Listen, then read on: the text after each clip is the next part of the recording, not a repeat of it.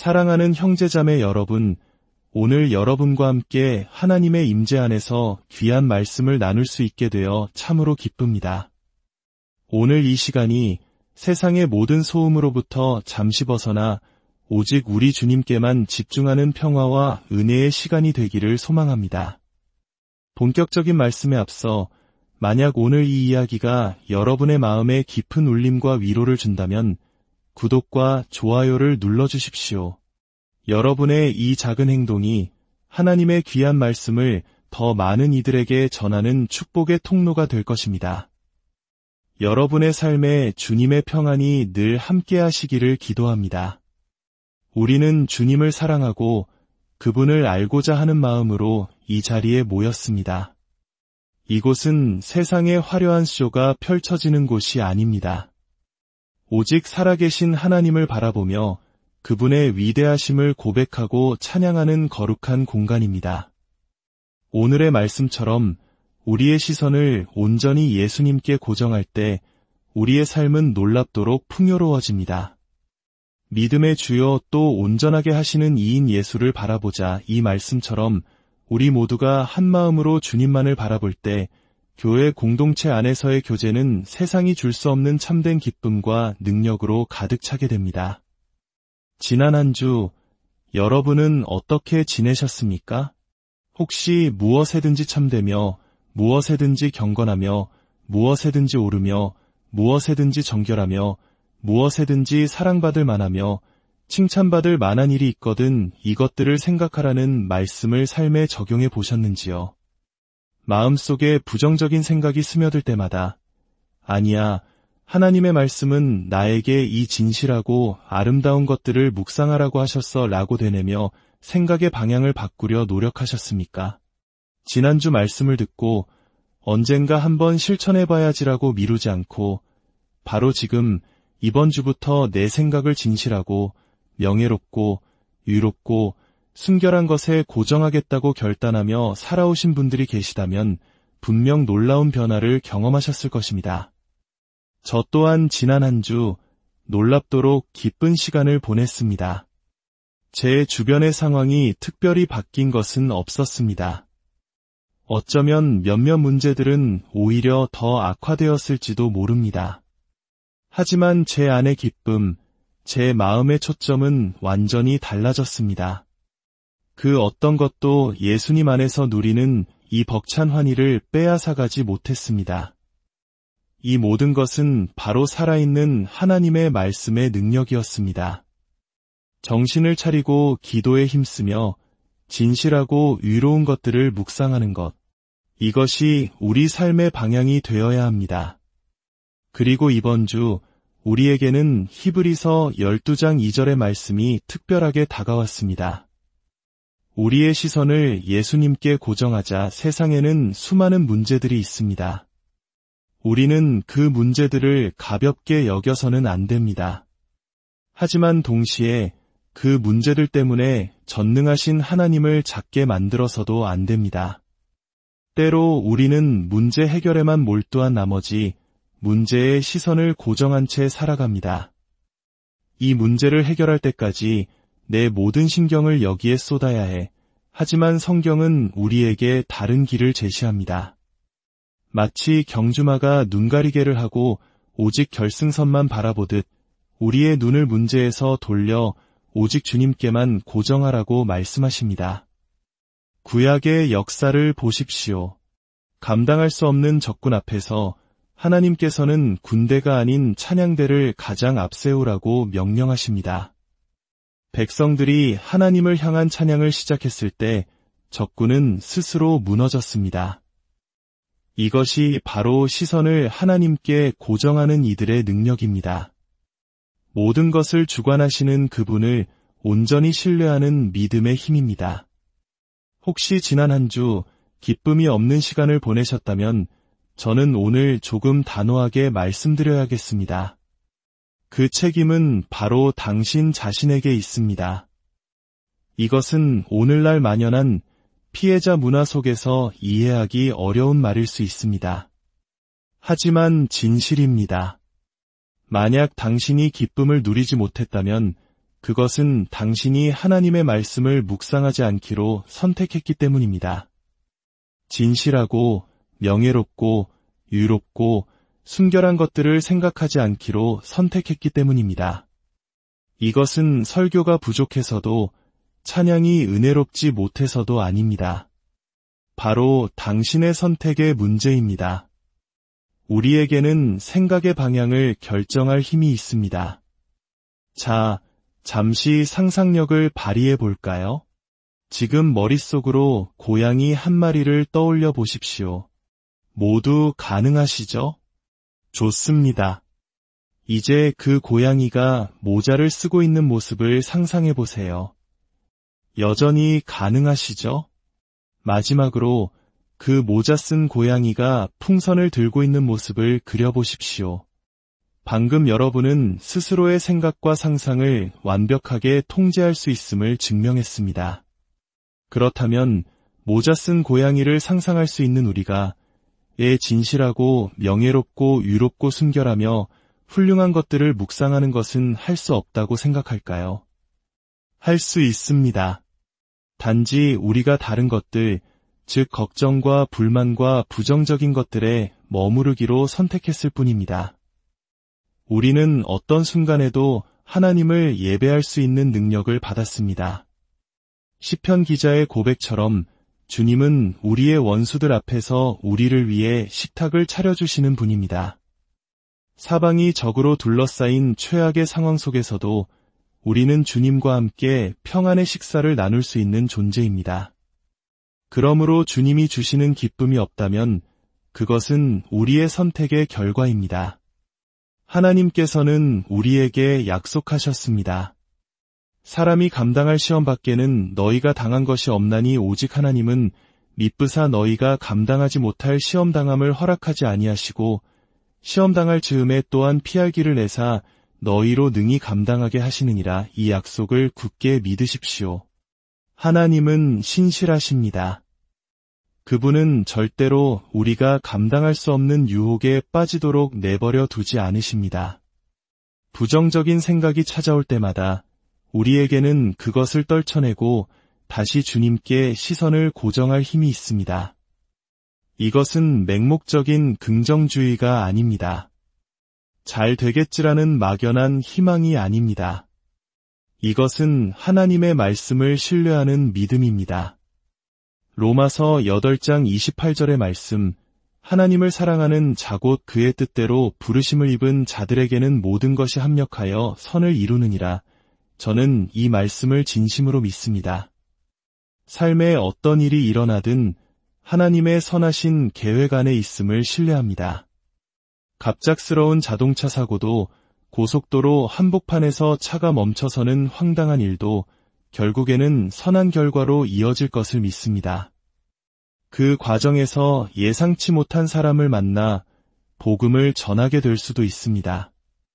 오늘 여러분이 이 자리에 있는 것에도 이유가 있습니다. 이 말씀을 듣게 된 것에도 하나님의 계획이 있습니다. 모든 것은 그분을 사랑하는 자들을 위해 선하게 역사합니다. 우리는 그저 그분의 약속을 신뢰하고 그분의 명령에 순종하면 됩니다. 주 안에 항상 기뻐하라는 말씀은 선택사항이 아닌 명령입니다. 아무것도 염려하지 말라는 말씀 또한 명령입니다. 우리는 마음을 훈련해야 합니다. 남을 탓하는 대신 모든 것이 나의 선택에 달려있음을 인정해야 합니다. 나는 지금 기뻐하기로 선택할 수 있습니다.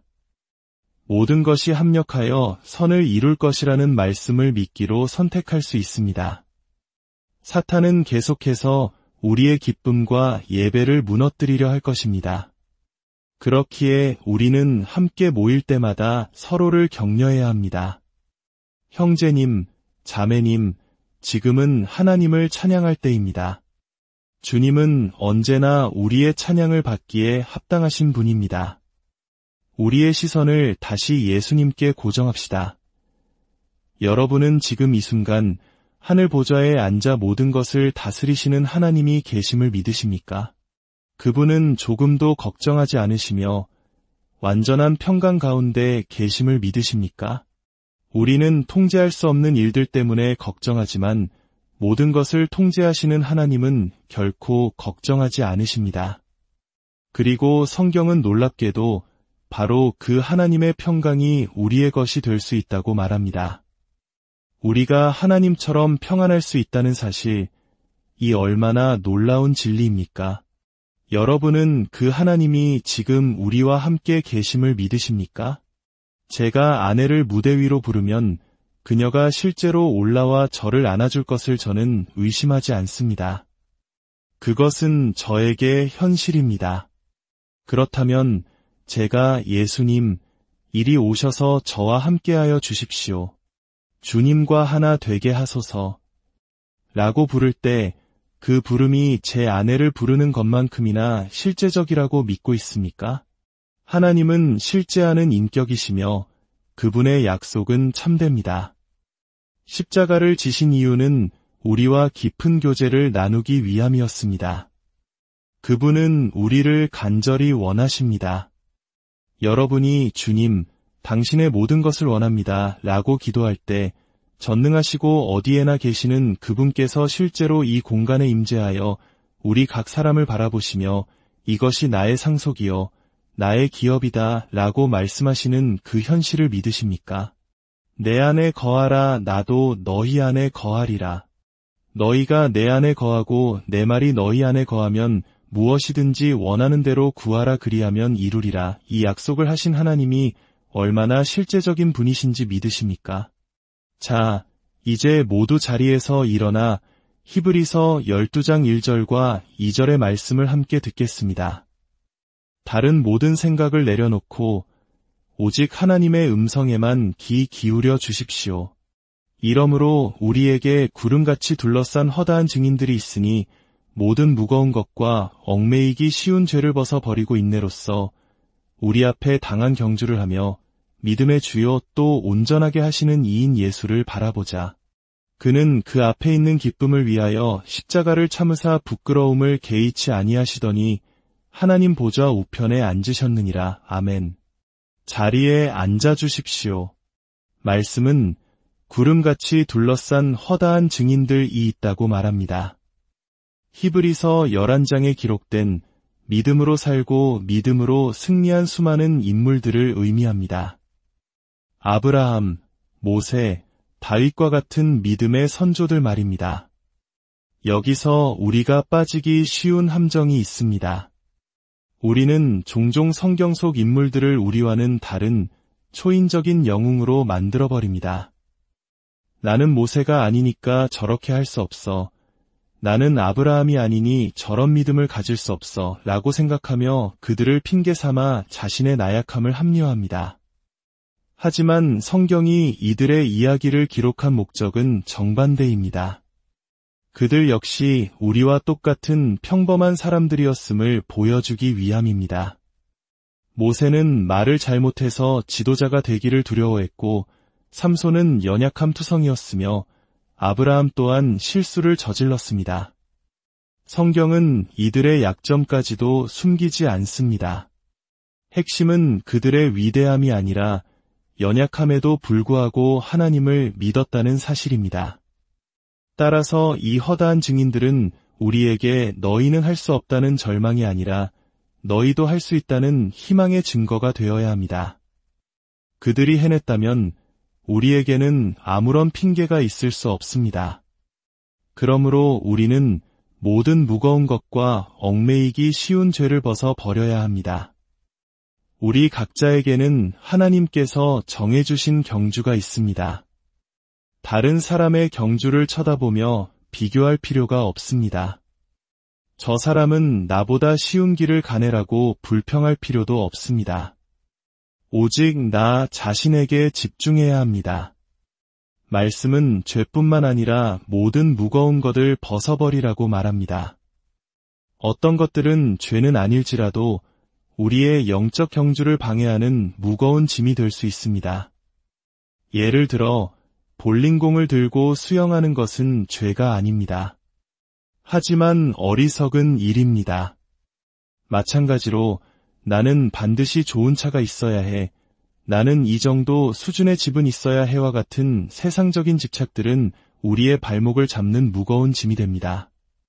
우리는 주님, 당신 한 분만으로 충분합니다. 라고 고백할 수 있어야 합니다.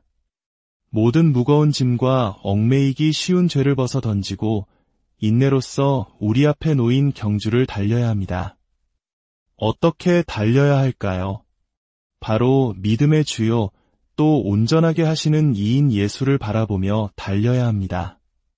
마치 경주마처럼 우리의 시선을 오직 예수님께만 고정해야 합니다. 그분은 우리 믿음의 창시자이십니다. 우리가 믿음을 갖게 된 것은 우연이 아닙니다. 하나님께서 우리가 태어날 때와 장소를 정하시고 우리를 그분께로 인도하셨습니다. 우리의 믿음은 부모님이나 목사님에게서 시작된 것이 아닙니다. 오직 예수 그리스도께서 창세전에 우리를 선택하시고 그분의 은혜를 부어주심으로 시작되었습니다. 또한 그분은 우리 믿음의 완성자이십니다. 우리 안에서 선한 일을 시작하신 그분께서 그리스도 예수의 날까지 온전히 이루실 것을 우리는 믿습니다. 혹여 교회의 지도자들이나 주변 사람들이 우리를 실망시킬지라도 우리의 믿음은 흔들리지 않습니다. 왜냐하면 우리의 믿음의 시작과 끝은 사람이 아니라 오직 예수 그리스도시기 때문입니다. 다른 사람을 탓하지 마십시오. 하나님과 가까워지지 못하는 이유는 당신이 그것을 원하지 않기 때문입니다. 당신이 그분께 집중하기를 선택하지 않았기 때문입니다. 하나님은 우리 믿음의 시작이요 완성이십니다. 말씀은 이어서 말합니다. 그는 그 앞에 있는 기쁨을 위하여 십자가를 참으사 부끄러움을 개의치 아니하시더니 예수님께서 그 끔찍한 십자가의 고통을 견디실 수 있었던 이유는 그 너머에 있는 기쁨을 바라보셨기 때문입니다. 그 기쁨은 무엇이었을까요? 여러 성경 구절들을 통해 우리는 그 기쁨의 일부가 바로 우리였음을 알 수 있습니다. 우리가 그분의 영광스러운 기업이며 상속이라는 사실입니다. 주님은 우리와 영원히 함께 있기를 간절히 원하셨습니다. 그 소망이 십자가의 모든 고통과 수치를 이기게 한 것입니다. 우리는 그 부끄러움의 의미를 깊이 묵상해야 합니다. 예수님은 신이셨지만 동시에 완전한 인간이셨습니다. 그분은 우리와 똑같이 고통을 느끼셨습니다. 채찍에 맞으실 때 살점이 찢겨나가는 아픔을 느끼셨고 사람들이 얼굴에 침을 뱉을 때의 모멸감을 그대로 느끼셨습니다. 그분은 단지 육체적 고통뿐만 아니라 온 인류의 죄를 짊어지고 저주가 되시는 영적 고통까지 감당하셨습니다. 십자가 위에서 나의 하나님, 어찌하여 나를 버리시나이까 라고 절규하셨을 때 그것은 성부 하나님과의 완전한 단절, 가장 깊은 고통의 순간이었습니다. 우리의 구원자께서 그 모든 고통과 수치를 참으신 것은 바로 우리를 향한 사랑 때문이었습니다. 그 기쁨, 즉 우리를 얻는 기쁨을 위해 모든 것을 견디신 것입니다. 이제 우리의 시선을 바로 그 예수님께 고정합시다. 세상의 그 누구와도 비교할 수 없는 사랑으로 우리를 사랑하시는 분, 우리 믿음의 시작이자 완성이 되시는 분, 우리의 모든 찬양과 경배를 받기에 합당하신 유일한 분, 지금 이 시간 그분이 이 자리에 우리와 함께 계심을 믿음으로 바라봅시다. 그리고 우리의 마음을 다해 그분을 예배합시다. 하나님 아버지, 오늘 우리에게 주신 귀한 말씀에 감사드립니다. 세상의 수많은 문제와 걱정거리에 빼앗겼던 우리의 시선을 돌이켜 오직 믿음의 주요 온전하게 하시는 이인 예수님께 고정하게 하여 주시옵소서. 우리를 얽매는 모든 무거운 짐과 죄를 벗어버리고 주님께서 허락하신 믿음의 경주를 인내로써 끝까지 완주할 수 있는 힘과 용기를 더하여 주시옵소서. 우리를 위해 십자가의 고통과 부끄러움을 참으신 주님의 그 놀라운 사랑을 매 순간 기억하며 감사와 기쁨으로 주님을 찬양하는 삶을 살게 하옵소서. 우리 주 예수 그리스도의 이름으로 기도